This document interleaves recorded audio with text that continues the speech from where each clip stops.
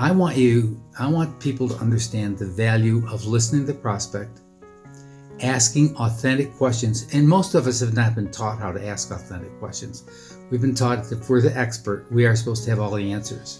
And that's not true. The smartest, the best people who know the most deal in questions. They don't deal in answers. They help people discover their own answers. When I walk into somebody's home, and I'm a home improvement contractor, and the people have called and they've said they want me to come in and look at their kitchen, to remodel their kitchen, I'm going to knock on the door. I've got the appointment. If I'm the one who set up the appointment, I'm going to knock on the door. They're going to come. They're going to meet me. And when I walk in the door, I'm going to say, so let's take a look at this kitchen you want to remodel. I'm going to walk in the kitchen and I'm going to comment on the kitchen. I'm going to say, well, this is not the oldest kitchen in the world. Tell me a little bit about why you've decided to remodel it. I'm not going to tell them I can do such a great remodeling job. I'm going to ask them questions about why they want to remodel it and what inspired them deciding to remodel it. They might just tell me they've got a big inheritance that they just got, and they've been wanting to do this kitchen forever. So one question, they tell me they just got a big inheritance. They've been putting this thing off forever. Pretty valuable information for me to have as the person that's trying to help them buy the kitchen. Okay, so what do you want this kitchen to look like? I don't tell them I can do it. I say, well, what do you want to do when we're, tell me. Oh, okay, so that's it. Tell me a little bit about when we're done with this kitchen, tell me what you want it to look like. And now I'm asking them the questions. They get to tell me, they get to do all the talking, and I get to ask a question and I get to listen. I ask a question and I get to listen. That's the reason it's less talk selling.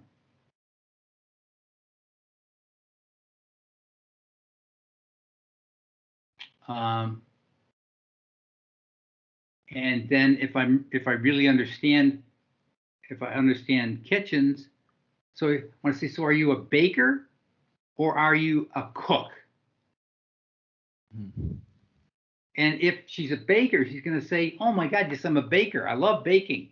I don't like doing the cooking part of it. Okay, well, then that's a different kitchen than somebody who does a lot of cooking. But you have to be able to ask those questions, because that's what separates you from everybody else. Because if they bake, how the supplies are arranged in the kitchen, the whole thing is all done differently than if they're a cook. You don't have to have as much access to the refrigerator. There's a whole bunch of things that if you know the difference, you can help somebody set up the kitchen that much better. Which fits the baking. Now, the only reason I know that is because I worked with a guy who sold real estate, and he told me when he sells a house, he basically has a great kitchen in it. That's what he sells. The rest of the house comes with the kitchen. And a lot of women who do a lot of cooking, that's really what they want. They want a kitchen. So he spends all his time selling in the kitchen. I never understood the difference between a baking kitchen and a cooking kitchen. One of them's about ovens and a lot of stuff for baking. Some of those, if they're a baker, they might have 2 ovens in their kitchen. Or they might want to have 2 ovens. And if you don't ask the questions and you sell kitchens and you don't ask them about that, then you're not the expert. They can buy that. They can just go to Home Depot and get that. They can end up with more of the wrong stuff. Your job as an expert is to help them buy the right stuff and to help them think about what they have. That the average person selling it doesn't think to ask, so that the person gets to understand and think. I'm so interested in staying away from manipulation that even using the term making the customer think, I would prefer to use the language. It's causing the conversation causes a prospect to think about what they're actually doing. Think about things that they never would have thought about. without this conversation. And it's not an interrogation. It's a ton of questions, but they're all questions that will lead to the person that's considering a kitchen having a much better kitchen when it's all done.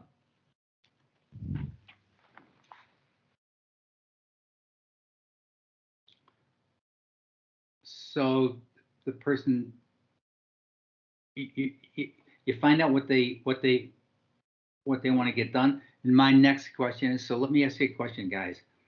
What kind of a budget are we looking at to remodel a kitchen? Yes. What kind of a budget are we looking at? I didn't say how much money have you got to spend. I said, what kind of a budget have we got to look at? And you can say, so what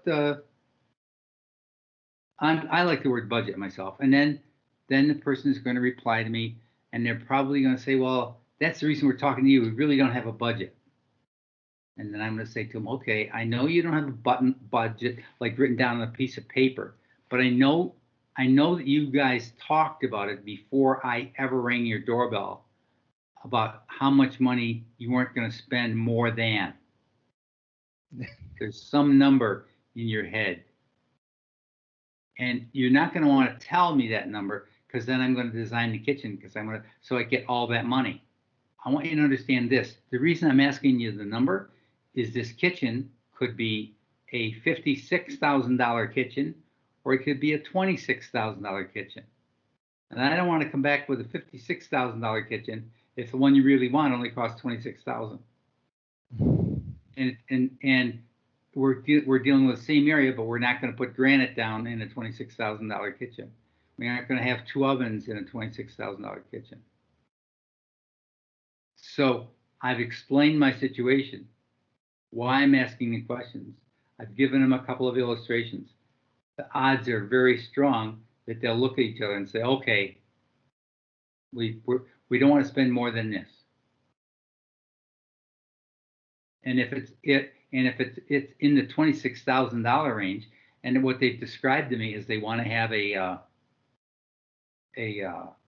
kitchen that's more toward the $56,000, then I get to ask them some questions. Okay, so I know you've made it clear you don't want to spend more than $26,000. But we talked about 2 ovens. We talked about a few things. Should we spend a little time talking about it to see if it'd be worth spending the additional money to have that, or should we absolutely can that idea right now and make sure that the kitchen does not cost more than $26,000? Because one of the things I'm going to suggest is that as we redo the kitchen, we put more drawers in it. So, because right now you've got nice deep cupboards, but you got to get down on your hands and knees to get anything out of the back of the cupboards. So that you really can't use the storage space very well. And if we talk about what you have in your cupboards and we put drawers in, it's going to cost a little bit more money, but you're going to be able to get a lot more stuff in those drawers than you do on the shelves, and you'll be able to get it out.